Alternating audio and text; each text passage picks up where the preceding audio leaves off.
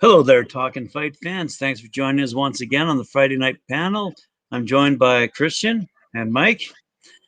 And I gotta say, I was watching the RingCity fights, and I was really hoping our Canadian girl, Jelena, I won't even try her last name, was going to win, but she got outboxed. She got cut badly, and she was beaten. But the reason I was watching that particular fight is because of our boy, Jalen Walker. And I got to say, he made the mistake of leaving the decision in the hands of the judges. Definitely. I thought he was winning those early rounds, and he just kind of lost a bit of gas there towards the end. And I don't know, I'm rambling a little bit, but thanks for joining us. And we've got some fights to talk about that are upcoming this weekend, not to mention your own thoughts on last night. And if you want to start it off, Christian, if you got a bit of history or trivia, let it rip. Oh, yeah. As you know, I usually have something kicking around in the back pocket here for this. So what do we got today? Got a fight from the 40s today. Tony Zale's first encounter with Rocky Graziano on September 27, 1946 at Yankee Stadium in New York, New York. So Zale was, at the time, making his first defense of the middleweight title after a 4-year hiatus, which was forced by the Second World War. And he couldn't have asked for a more draining, demanding fight than the one he ended up getting from the snarling bomber from New York's East Side. Though Zale had knocked out all 6 of his non-title opponents, each within 5 rounds during his post-war comeback, in 1946, it was Graziano who was installed as the slight betting favorite, thanks to a sustained activity and an 8-fight winning streak that included 7 knockouts. The latest of which had come 6 months earlier against the former 147-pound champion, Marty Servo. So Zale's crunching left hook accounted for most of the 35 knockouts in Zale's 57, 16, and 2 record, while the majority of Graziano's 32 knockouts in his 43, 6, and 5 ledger resulted from a wicked right cross that was very rarely thrown in the straight line. And while their personalities were in direct conflict, the business-like Zale and the gregarious Graziano each were seek and destroy hitters of the first order. Chaos reigned from the echo of the first bell as Graziano stormed out of his corner, only to be dropped by the champion's trademark left hook. The challenger did fight his way back out of the fog and scored his own knockdown in the 3rd round with a long right to the chin. Now, most of the 39,827 fans that saw the fight firsthand that night roared for their hometown hero to finish the champion. Over the next 3 rounds, he would try to break the, quote, man of steel. So, Graziano wrote in his autobiography, this is directly from his autobiography here. The crowd is yelling and they're clapping. They want blood. They want the kill. They paid to see the wild, filthy mouth, dirty punched East Side Guinea punk knocked out the champion from Indiana, who was built of the steel like the mills he came from. That's what the papers told them they were going to see. All right. Just give me some wind, give me my breath back, and get the sweat rubbed off, and I will give them what they paid for. But that's the end of the quote from the autobiography. But the ultra-tough Zale was able to take everything that the 24-year-old Graziano dished out and managed to land his own share of soul-sapping body shots. Still, the effort drained the 32-year-old champion to the point of near collapse, and after the 5th round bell, he started to walk towards the wrong corner.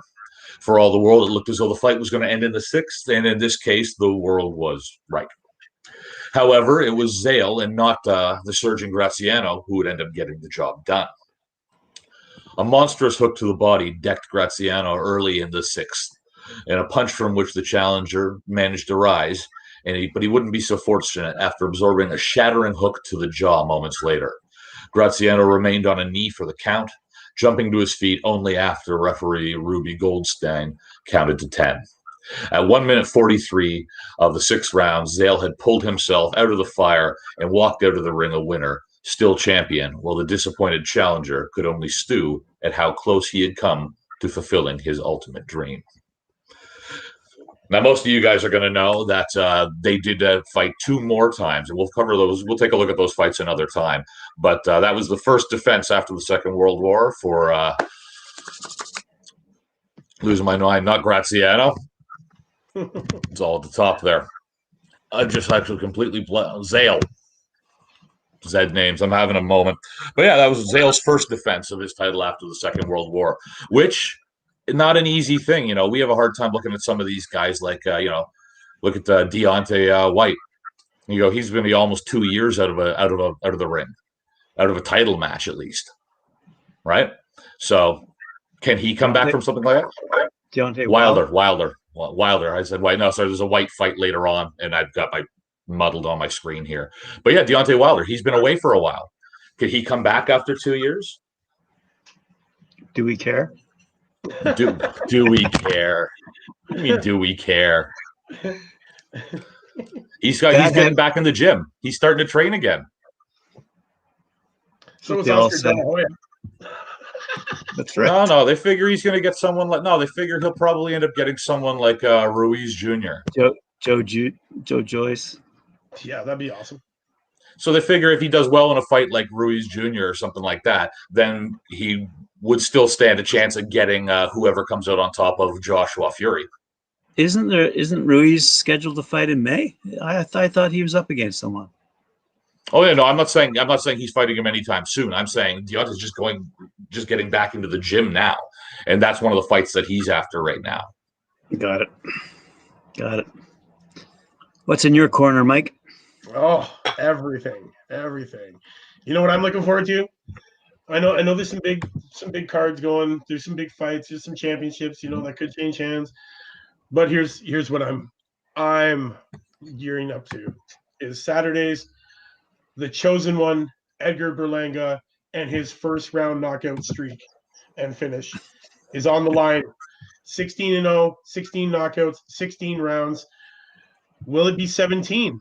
And he's on the Narete and Diaz card.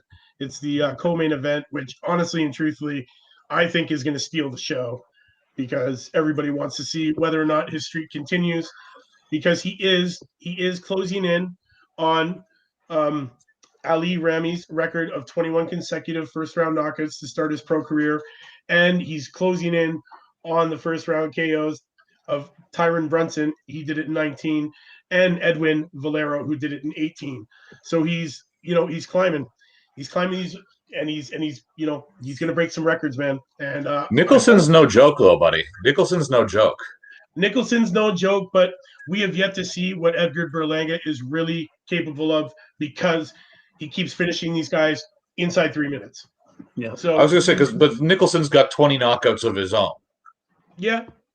Yeah. And I mean, in only 23, like Nicholson's sitting on a record of 23-3-1. Like he's no slouch here. So, to start predicting first round knockouts here, that's Edward Berlanga.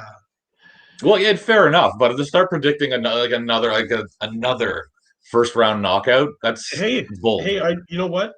We can't say anything, man. This is this guy's MO. This is what he's doing. They keep putting opponents in front of him, and he keeps knocking them out in the first round. Well, yeah, I mean, we got to figure that out by now that he's going to come out and start headhunting in the first round every time. I'm cheering him on because you know what? I want to see him break these records, man. Honestly, these records have standing the test of time. And you know what? It's been a long time since there has been somebody able to challenge this. So, you know what? I give it to him, man. 16 rounds, 16 KOs. What can you say? Let's say for number 17. You know what? There's going to be people tuning in to see whether he wins or he loses. So they're going to win both ways. Yeah, and there's not an inch between them, basically, on height and reach. There's only about an inch, probably. So not much to go on there. No, but it's it's gearing up to be being pretty good. Like, also there's the Bentley and Cash card. That should be decent. That's for a couple of titles there. That's for the Commonwealth Middle and the BBB. Well, hold on, you just jumped cards on us there, Mike. Yeah, I said there is another card. Did you not hear? Yeah, I know, but there's still the WBO featherweight title on the first card we were talking about. The only thing I care about on that card was what I told you. It's still a title change in hands, Mike. It is. Come on. It is a title change. Well, maybe not. Well, okay. Well, fair enough. Yeah, but Narete is he's boxing's busiest world champion. Yeah, I don't think know, this is going to be too big a problem for him. I don't think Diaz is going to be too big an issue for him personally. No, I don't believe so either. I believe he'll come through with the victory. You know, Diaz is, you know, he's still 26-2 with 16 KOs, but he's not unbeaten. Well, you're talking about the number 1 ranked in the world featherweight versus the 19th ranked as well. Exactly. That's why I believe, you know, the biggest talk on that card is going to be the Berlanga-Nicholson fight. That's it. That's what everybody's going to talk about. That's what everybody wants to see. They want to see if he's going to continue on with his, you know, his streak, his amazing streak of 16-0 with 16 knockouts and 16 rounds. Man, it's, you know, I'm behind him for it, and I hope he does it. I hope he comes through with a wonderful knockout, and I hope it's in such a fancy style that, you know, we profile him on Sunday's show, man. Definitely. You just want him to do your job for you, so you don't have to go hunting for what do you mean I do the job? What do you mean I work every I thought you Saturday just want to see, you know, the big fight, give you the big knockout, make your job. Man, that's exactly. Just like last week when Buddy got his ankle broken from getting knocked out. You know, we have a whack of people from around the world chiming in, and we got a good comment. And we rarely do this. We rarely answer these types of questions. But I'm kind of curious because this could go either way. The question is, who would win between Tyson or Lennox Lewis? And we brought up Lennox Lewis last week, okay? And this conversation is still raging, by the way, whether he's Canadian. Carl and I were back and forth again today about that. But I'm curious, is the fellow asking this question, is he talking about Mike Tyson or Tyson Fury versus Lennox Lewis? I'm gonna have to. Oh yeah, actually, I was thinking Tyson Fury when I first. I'm thinking Mike Tyson. Yeah, now that you said it, but I was thinking Tyson Fury, and then I was thinking, oh well, is that Lennox Lewis in his prime versus Fury? Is that okay? But no, yours makes way more sense. I'll take Lewis, as did happen, I believe, over Mike Tyson. Yeah. Well, in their prime. Well, I'm pretty sure we tried that one. Yeah, we did. Yeah, we did. And it was Lewis. I love this question. Is Jake Paul going to become the world champion? Actually, Jake Paul would have to start by fighting an actual boxer. No, but here's the best part. They broke it down for us. He actually is the number 1 prospect right now. If you look at it, if you look at his numbers and what he's selling more pay-per-view buys than the last. I know he was chirping Mayweather in the news either yesterday or today about that fact that he's pulling in more money on his 3rd professional bout. They're doing honestly, Jake Paul is doing better numbers than the last major fight that happened. Yeah, it's amazing. And he still hasn't fought an actual boxer yet. He's fought a basketball player. He's fought an MMA fighter known for grappling. And a YouTuber. So, yeah, okay. That's what he is. He's a YouTuber. He's bringing in his YouTube fans to watch this stuff on his pay-per-view. It doesn't matter how you look at it. He's still a boxer. He's still boxing. He's still training. He's still going. Yeah, he is. I just want to see him actually get in the ring with someone who's an actual boxer instead of saying, "Now watch me, fight this bear or something else." That's not a boxer. You know what, you're gonna think about this as a boxer enters his pro career, man. You know, they get a lot of gimme fights in the beginning. They get these guys that are 0-6 or 1-7. You know, you got to do that to get experience, and that's what he's gaining. He's gaining experience. We'll see. You know, maybe one day he'll decide to jump in the ring and start climbing the ranks properly, and fighting guys that are his competition, to get this title. But I'd like to see him stick it out and like to see what he's going to do. He's still fresh into the game. He doesn't really have an amateur career under him. I believe he fought in one tournament, and only time will tell. But honestly, if he's going to fight, he's got to stop doing it on these circus events, man. Honestly, I'm not going to sit and watch a 4-hour concert for 20 minutes of intermission of fighting. It's ridiculous. Well, it depends on the concert. If I want, it just doesn't even matter the concert. When you want to watch fighting, you want to watch fighting. You don't want to tune in to see a bunch of people dancing around on a stage. No, you're tuning in to see people duking it out. Now, hey, maybe in the concert, if a couple of the performers want to duke it out, sure, I'd watch it. But until then, I go to concerts. I don't watch them on TV. It's ridiculous. It's just ridiculous. It should be a fighting event, man, and that's what he should do. You know what? Put all that production value into the actual event, like the boxing event. We had Yeah, this we touched on a conversation. nerve there, buddy. Yeah, it did, man. It makes me angry. It makes me angry. It does. It really does. I can't help it. I'm sorry. Sorry, I got a little heated. All right, what's But your other card, Mikey? We got the Bentley cash card. That is for the Commonwealth middle title and the British middle title, and that's going to be a good one, I think. We got Cash, who's 13-0, challenging for the belt. It's 14-0-1, I believe. Bentley is. It's gearing up to be a good fight. These guys are, they're bruisers. They like to go at it. They like to throw. It's a pretty good matchup, I think, in terms of putting two guys together. I think that's going to be really good. On that card, though, I can't wait to see Callum Johnson make his return to the ring against Emil Markic, I believe it is, 32-2-2, and that's for the WBO Global Championship. I think that's going to be a good bout. I can't wait to see Callum Johnson get back in the ring. He's been That's away the for a global little light while. heavy title. Yeah, that's the light heavy bout. That should be good. I'm pretty excited for it. Like the cards are pretty well put together this weekend, but the biggest one I'm on board for is that Berlanga. I want to see him keep his streak. I think he's a talented boxer. I believe we haven't seen what he's capable, like what he's fully capable of yet, because realistically he hasn't had the time, man. He's doing everything inside of under 3 minutes. So realistically, we haven't seen what this guy is capable of. And, he does have more tools in his repertoire to be able to, bang people out. We just haven't seen them displayed. And you know what? If it does go past the first round and the streak breaks, maybe we're going to get a chance to finally see what he's talking about. The kid is talented. You watch his training, man. He's got defense. The kid's Then he runs out of steam in the second. He's got monster hands, brother. He's got monster hands. That's it. Like, he hits heavy. And when you have monster hands, people get knocked out, man. I mean, that's what I like.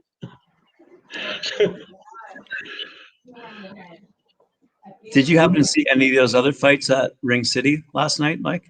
You know what? Honestly, no. I was only watching it really for our boy Jalen Walker, who's going to be on here next Thursday for my 100th episode, which I'm looking stoked for.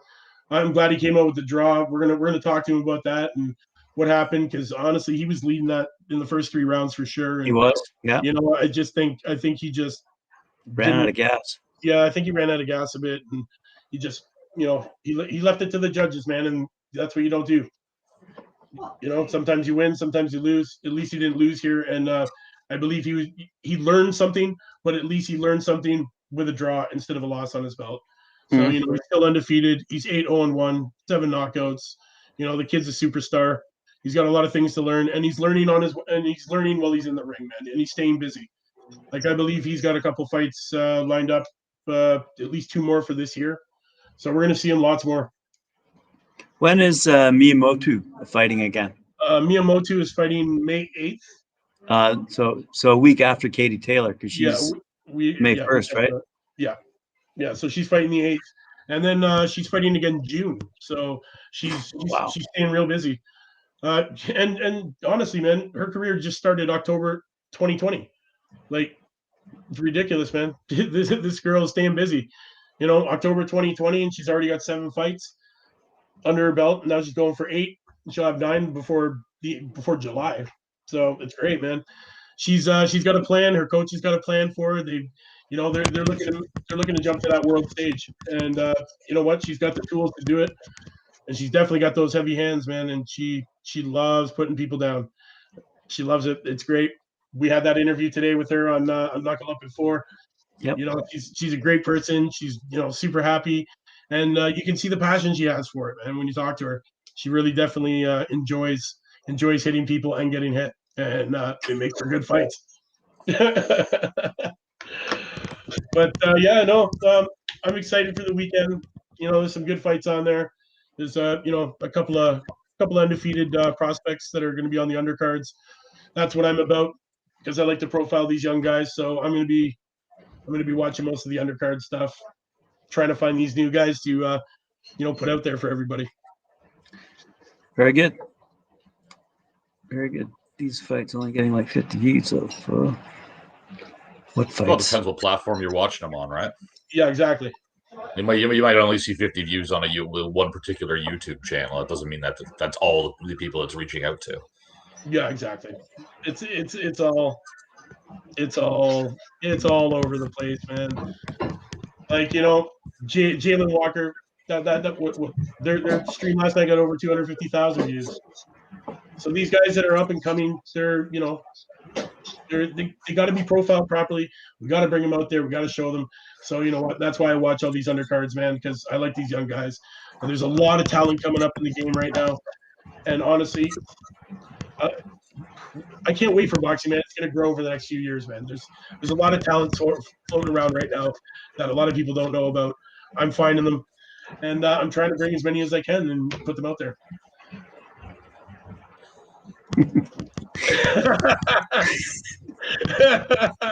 Yeah, Big Jam. Yes, definitely. That's a big fight, man. Jake Paul versus old dudes.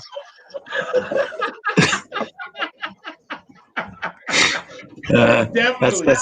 That's gonna be comment of the week. Honestly, it's Jake Paul versus people who don't box.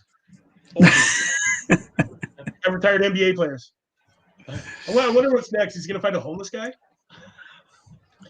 Let's see if we can find a homeless guy for him to fight. No, they tried that bum fight. Yeah. It didn't go over well. The Well, internet did not respond positively to that at all.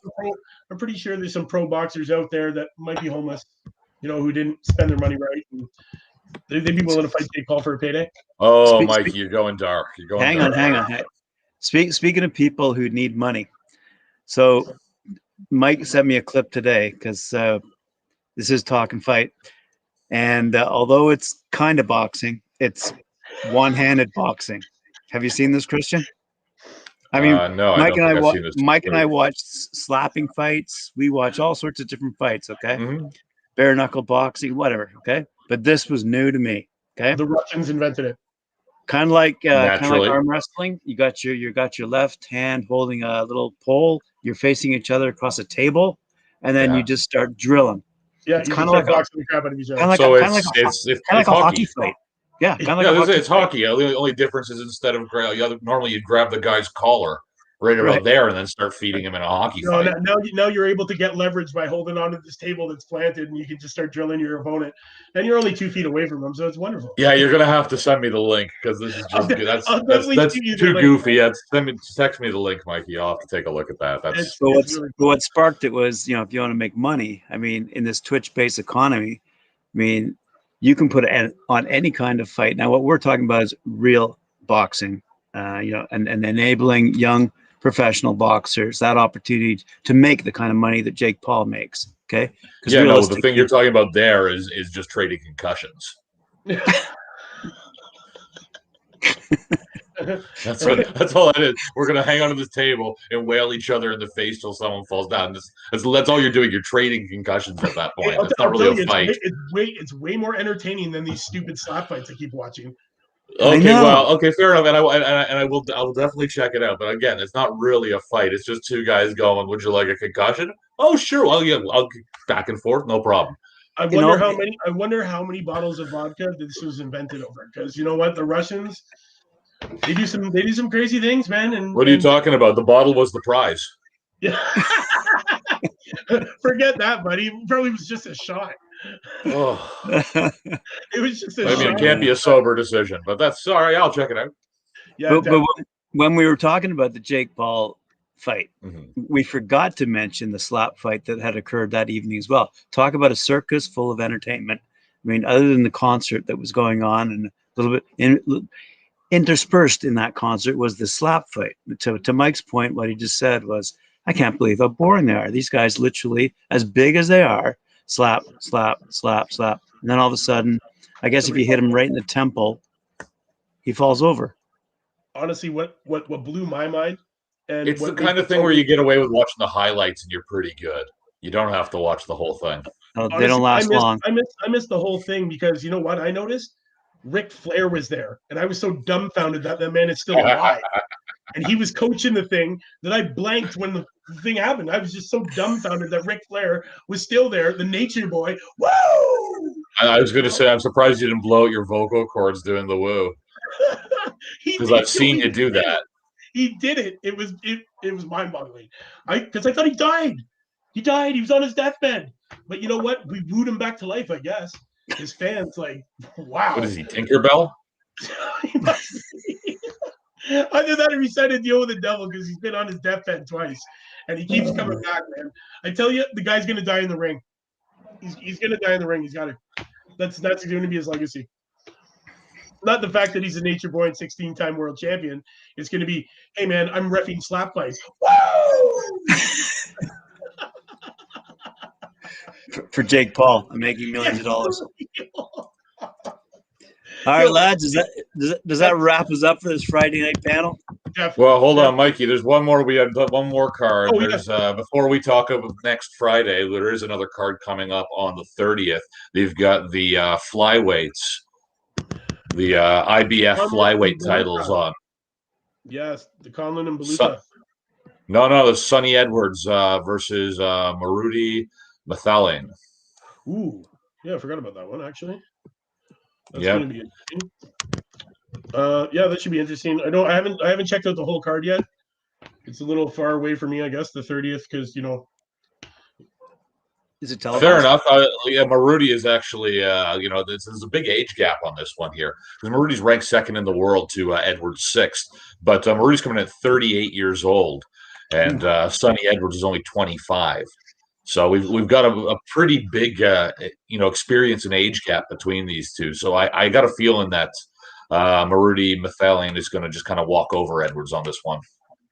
Well, we'll just hope his cardio is real good, and hopefully he can last, and hopefully he can use that ring experience, being 38, and he can. Well, yeah, I mean, you're looking at a record of 39-2-0 versus 15-0. Yeah, so you know what, the ring experience can play a big part sometimes. That's why these guys, as they age, they continue to stay on top because they learn the tricks and they learn how to beat their opponents. Man. I know you like these young undefeated guys, but you think you think Edwards can do it? You think he can put that to 16-0? I'm maybe. It's a tough call. As Carl would say, get off the fence. Yeah, you know what? Get off the fence. Yeah, I'm going for it. He's gonna do it. All right. He's gonna finish him. You think he's gonna? Okay, you think he's gonna finish the champ? Okay, so he's gonna finish the flyweights changing hands then. Yeah, flyweights changing hands inside of 7. All right, see, you keep putting these rounds out there, and every time you do, Carl holds you to these numbers, right? Yeah, that's fine, man. That's fine. Inside of 7, man. Let's see. Let's see if I called this one right. I do it inside of 7. There we go. Fair enough. And then I got to get through the rest of the month, and we got some big fights coming up in May. Got some big stuff coming up in May, so just got to get through. May's the month of boxing, man. May's the month to look for, man. We got so many big fights going on. Alvarez and Billy Joe Saunders was on May 8th. And everything you got. There's so many things going on in May. I can't wait. Like it's like May is like, here you go. Here you go. Watch all these wonderful fights. I can't wait for it, man. I'm super excited for May. May is like the month of boxing. Yeah, I got a feeling a lot of it's going to slow down as we roll into the Olympics in July. Definitely. That's why it's overloaded in May, man. That's like literally. Well, except for Fury and Joshua, apparently. Which honestly, fight of the century. Really, it's going to be the first time an undisputed heavyweight champion in the 4-belt era will be crowned. So, and the last undisputed champ is Lennox Lewis, 2003. So Lewis was never a 4-belt champ. He's only a 3-belt. And it's going to be the first time there's going to be a 4-belt undisputed. And because of all the people sitting in the waiting to fight these guys, we might not see an undisputed by the time they go to have their rematch, man. One of those belts could disappear. So this is history making. And definitely it's going to make a ton of money. And once that starts coming around and everybody's gearing up for that date, that's all people are going to be talking about is who's going to win that. Well, and theoretically, it's happening on the 24th of July. Yeah, theoretically. So let's see what happens, man. I can't wait for that. That's that's history making boxing right there. That's the kind of thing. I was there for that. I saw that live. That's what this is going to be. That's the kind of fight it's going to be. It's going to go down like that. And you know what? It better be super exciting and not end in one round because you know what? Everybody's going to freak the hell out. What are you talking about? That'll be your knockout of the week right there. Yes, it Job will done. be. But Job done. It will be, but I will be pissed off that I had to wait all this time for that shit. Right. For one round? Like, really? Come on. That No the trash sweat talk breaking? afterwards would be pretty insufferable. Oh, I'd be so mad. I'd throw something on my TV for sure. But I'd be watching it on my laptop, so that makes no sense. I'm gonna say you're not invited over to watch the fights. I'll get so mad I'll box out who I'm watching it with. All right, gentlemen. On that note, it's Friday. Are there fights tonight to watch? No, unfortunately. I'm sure I'm going to find something around the world. I'll let you know, Graham. Thank that's you. it, man. If you would like it, share it. Jab that like, click subscribe. Next week, Friday Night Panel. Make sure to tune in. And remember, we're doing the work so they don't have to. That's right. That's right, guys. Watching. We do the work so you don't have to. Make sure to tune in Sunday for Knuckle Up at 4. Watch the knockout of the week.